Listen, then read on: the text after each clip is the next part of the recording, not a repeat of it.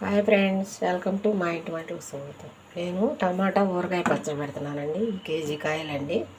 ఇవి మాకు పండిన కాయలండి. ఈ కాయలు శుభ్రంగా కడిగి క్లాత్తో తుడిసి ప్యాన్ కింద ఆరబెట్టానండి.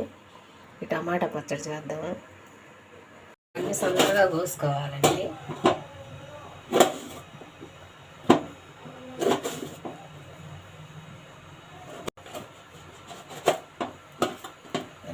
కోసి పెట్టుకోవాలి.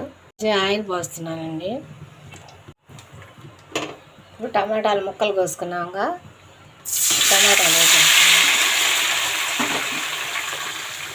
టమాటాలన్నీ దానిలో వేసేసాను.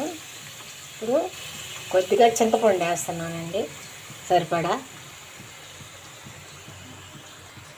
సిమ్లో పెట్టుకొని మూత పెట్టుకొని మగ్గించుకుందామండి. బాగా అడుగంటకుండా మధ్య మధ్యలో కలుపుతూ ఉండండి. బాగా మెత్తగా అయిపోయింది చూడండి టమాటా చింతపండు. ఇప్పుడు స్టవ్ ఆఫ్ చేసుకొని బాగా చల్లారిన తర్వాత మిక్సీకి వేసుకోవాలి. టమాటాలు బాగా చల్లగా అయిపోయినాయండి. ఇప్పుడు ఈ మిక్సీలో వేస్తున్నాను. అర గ్లాసు ఉప్పు వేస్తున్నాను. అర గ్లాసు ఉప్పు, టీ గ్లాస్ తోటి గ్లాసు కారం వేసానండి. కేజీ టమాటాల్లోకి ఆవపిండి ఒక స్పూన్ వేస్తున్నాను. అర స్పూను మెంతిపిండి వేస్తున్నా. బట్టి మిక్సీ వేసుకుంటున్నాను. ఆయిల్ పోసుకుంటున్నానండి. ఆయిల్ కొంచెం ఎక్కువ వేసుకోండి.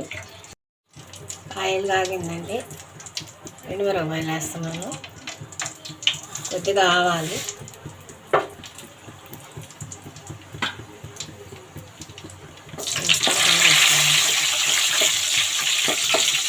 వేసుకుంటే 10-15 రోజులు ఉంటుందండి ఈ పచ్చడి. ఫ్రిడ్జ్లో పెట్టుకుంటే 4 రోజులు అయినా ఉంటుంది. మనం అప్పటికప్పుడు చేసుకోవచ్చు. చిన్నుల్లిపాయలు వేస్తున్నానండి, కరివేపాకు వేస్తున్నాను. అయిపోయిందండి. తర్వాత గాలిని పచ్చడి వేసేస్తున్నాను.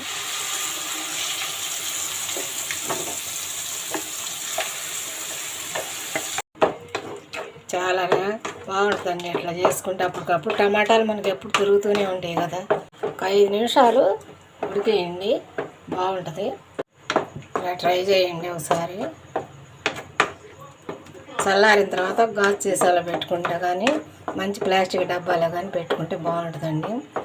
మా వీడియో నచ్చితే లైక్ చేయండి, షేర్ చేయండి, కామెంట్ చేయండి, సబ్స్క్రైబ్ తప్పకుండా చేసుకోండి. థ్యాంక్ యూ అండి. గాజు సీసాలో స్టోర్ చేసి పెట్టుకున్నాను.